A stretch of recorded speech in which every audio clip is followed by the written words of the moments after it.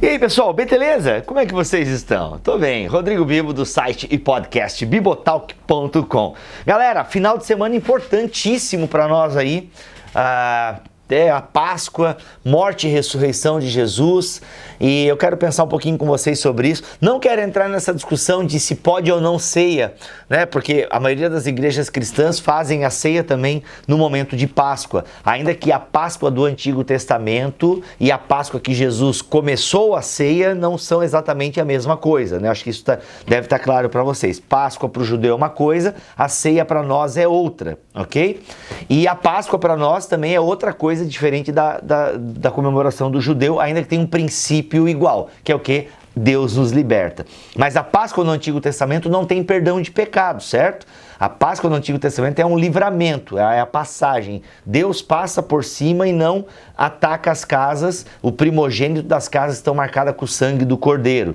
Já o ano do perdão, já a ideia do Yom Kippur, né? Ou seja, o dia do perdão, é uma outra parada, e Jesus na Santa Ceia mistura as duas coisas, né? Tanto o Cordeiro que tira o pecado, mas o Cordeiro também que aplaca a ira de Deus, enfim, Jesus faz uma misturança ali muito legal, é típico de Jesus, misturar vários conceitos do Antigo Testamento nele mesmo, né? Ele é o servo sofredor e é também o Messias, isso é muito legal. Mas a Páscoa, ela me lembra duas coisas, né? Duas coisas são bem importantes de se lembrar na Páscoa e eu quero compartilhar isso com vocês. A primeira é que a gente precisa lembrar do sofrimento de Deus, a gente precisa lembrar da cruz. Se tem um momento que a gente precisa pensar na cruz, é agora, sexta-feira da paixão, é amanhã, né? Eu estou gravando esse vídeo na quinta, amanhã é sexta-feira da paixão, amanhã, hoje já tem, né, a ceia que é instituída, tem o Getsemane, né, de quinta para sexta, de acordo com a tradição. E cara, sabe, o cristianismo, o Stott vai dizer uma coisa muito legal, que o cristianismo tinha tanta coisa para usar como símbolo, ou tantas outras coisas, né, que não apontasse para o sofrimento e para a vergonha. Porque, gente, vocês estão ligados, né? A cruz hoje em dia para nós é uma parada bonita, massa, é o símbolo do cristianismo, a gente usa estampada no peito. Mas, meu irmão, na época em que Jesus foi crucificado, era instrumento de tortura. Quando Jesus fala, quem quer vir após mim, tome a sua cruz e siga-me, Jesus estava falando assim, galera, quem quer me seguir, morre. Quem quer me seguir tem que morrer, entendeu? Era uma parada muito dura e hoje em dia parece que a gente perde isso. E cara, a cruz é para nos lembrar isso, né? A Páscoa, a sexta-feira da paixão, é para nos lembrar isso, cara.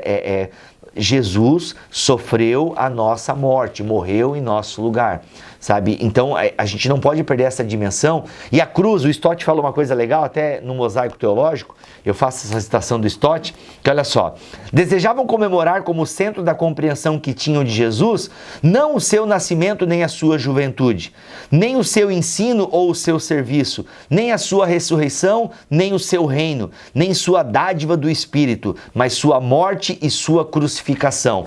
Ou seja, o que é mais importante no ministério de Jesus? O seu nascimento? Os seus ensinamentos, a sua vida, os milagres, a morte, a ressurreição, a ascensão? Não, cara, tudo é importante em Jesus.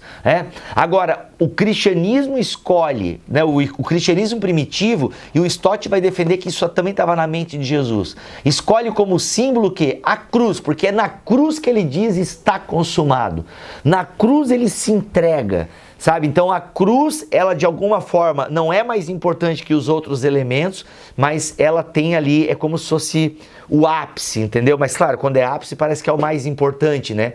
Mas que exemplo que eu poderia dar? Tudo é importante, porque só existe um ápice porque existe toda uma construção. Se você tira qualquer parte da construção, não se tem o ápice. Entendeu? Enfim, tá? Então a cruz é quando ele se entrega, é quando ele sofre a ira do Pai. E cara, outra coisa maravilhosa que o Stott fala, né? Quem é que matou Jesus? Bem, a gente não pode negar que houve participação dos judeus, houve participação dos romanos, houve participação do próprio Judas, tá? Mas cara, no fundo, quem levou mesmo Jesus para a cruz foi o amor do Pai, né? Isso aí é a coisa mais maravilhosa que a gente pode ter, isso é fantástico. Olha só, quem entregou Jesus para morrer? Não foi Judas por dinheiro, não foi Pilatos por temor, não foram os judeus por inveja, mas o Pai por amor. Aqui o Stott está citando Octavius Winslow, que eu não faço a mínima ideia de quem seja, tá? Mas, cara, então assim... Mas a cruz é essa lembrança. Pô, a galera hoje em dia, sabe o que eu acho que o cristianismo evangelical, os evangélicos hoje colocariam como símbolo do cristianismo, mano? Acho que eles colocariam o trono, porque a galera adora um poder, né? Colocaria o trono como símbolo do cristianismo. Mas não, cara, o símbolo do cristianismo é outro, foi a sua morte e a sua crucificação. Paulo lembra disso, né? Nós pregamos a Cristo e esse crucificado. Por quê? Porque se eu tiro a cruz... eu tiro uma pecinha, assim como eu não posso tirar a ressurreição, assim como eu não posso tirar a encarnação, são 3 elementos, assim como eu não posso tirar a vida de Jesus, os seus ensinamentos.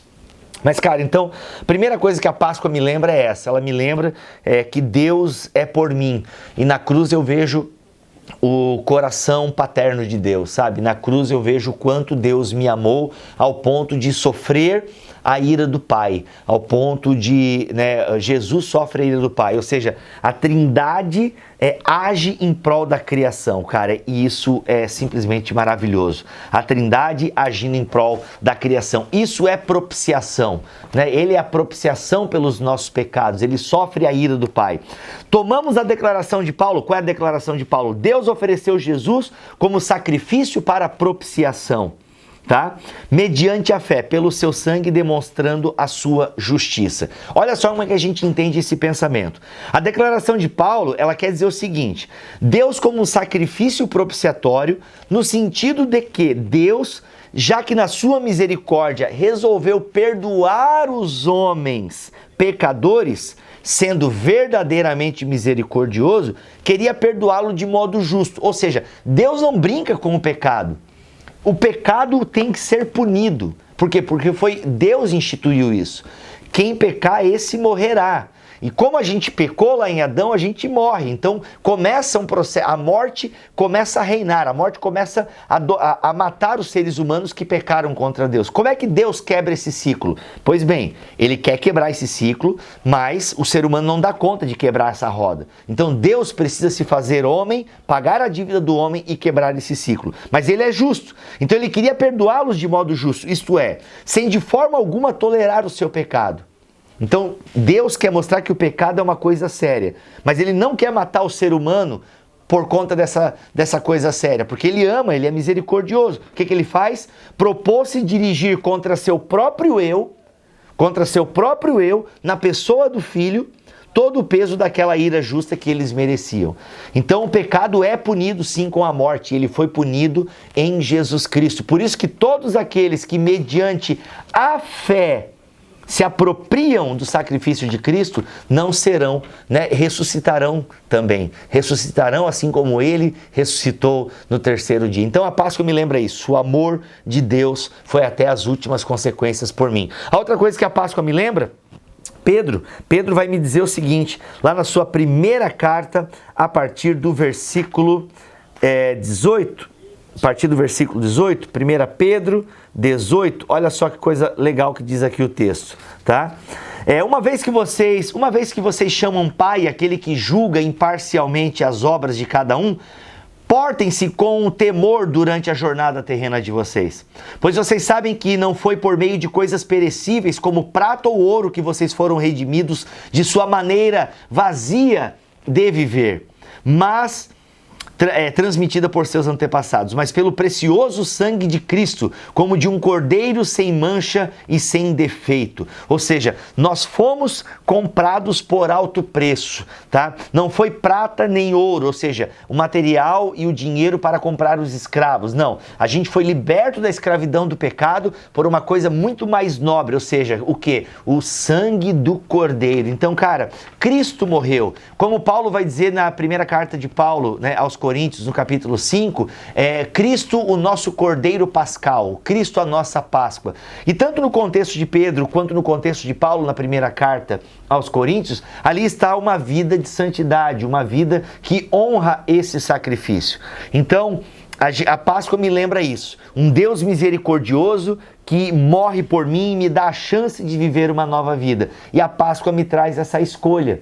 A Páscoa também me traz, então, me coloca essa opção. Cara, você pode viver, né, se portar de maneira digna aqui durante a jornada terrena de vocês. Se portem com temor durante a jornada terrena de vocês, porque vocês foram comprados por alto preço. Então, é como se assim, lá no passado, aquilo que aconteceu há 2000 anos atrás, e nós lembramos anualmente na Páscoa, nós lembramos na ceia, ela quer nos dizer o seguinte: ei, viva de maneira digna, honre esse sacrifício. Aí agora, claro, né, gente, a gente vai falhar sempre, a gente vai falhar direto. Por isso a gente tem que lembrar do Cordeiro que foi imolado, ele morreu por nós. Agora, o fato dele ter morrido por nós, nos ter trazido o perdão do céu, não quer dizer que eu vou viver de qualquer jeito. Então a Páscoa me instiga também isso, a viver com temor, né? Viver com temor a minha jornada terrena aqui, a honrar esse sacrifício que foi feito por todos nós. E eu me aproprio dele pela fé no Cordeiro. Deus abençoe, boa Páscoa, até semana que vem, se Ele quiser assim permitir. Valeu, galera, tamo junto, tamo together, se inscreve no canal, é nóis. Vou indo lá, enquanto eu vou, você fica olhando o mosaiquinho aí, ó, livraço, maravilhoso. Se você ainda não tem, corre!